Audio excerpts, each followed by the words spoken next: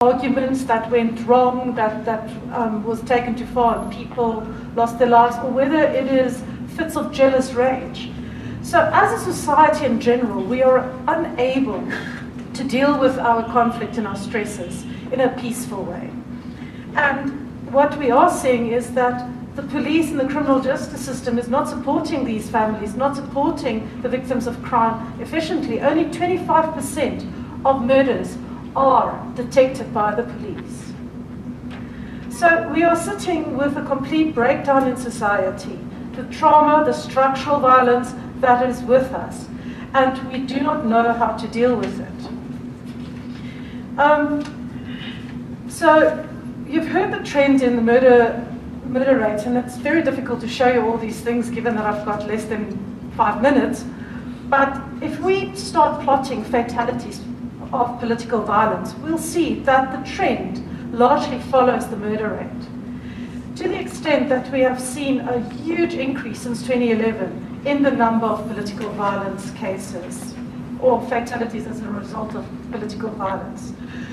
We have been mapping political attacks across the country since 2013, and we are seeing that it's quite widespread, although there are collections in, or great concentrations in KwaZulu-Natal and Gauteng. These are occurring in all provinces. Of course, we know that certain areas are hotspots, such as KwaZulu-Natal, where we have seen that 80% of the political killings we've been mapping and tracking have actually taken place. But we cannot just look at political killings. We have to look at all attacks, as I think this study is showing. And we have been tracking and locating it as much as we possibly can from media reports. So it is also important to note that besides everything that has been said, we need to focus initiatives in the short term on law enforcement, on the political parties themselves, and on local government initiatives, from municipalities to SALGA. So based on that, I would like to suggest the following. That the first prize is a very multi-sectoral violence prevention strategy that involves us all, that looks at support for parents, and that helps and supports children from birth.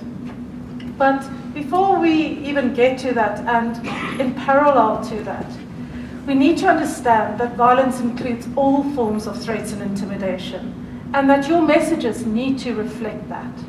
That no threat, that threats and intimidation is equal to violence. Secondly, you need to encourage a culture of tolerance for opposition, parties and opponents of all types, including in parties. So your messaging as SALGA needs to reflect that. There needs to be the promotion of non-violent narratives by all spheres of government, especially in social media, speeches, and in all forums, such as branch meetings, cabinet meetings.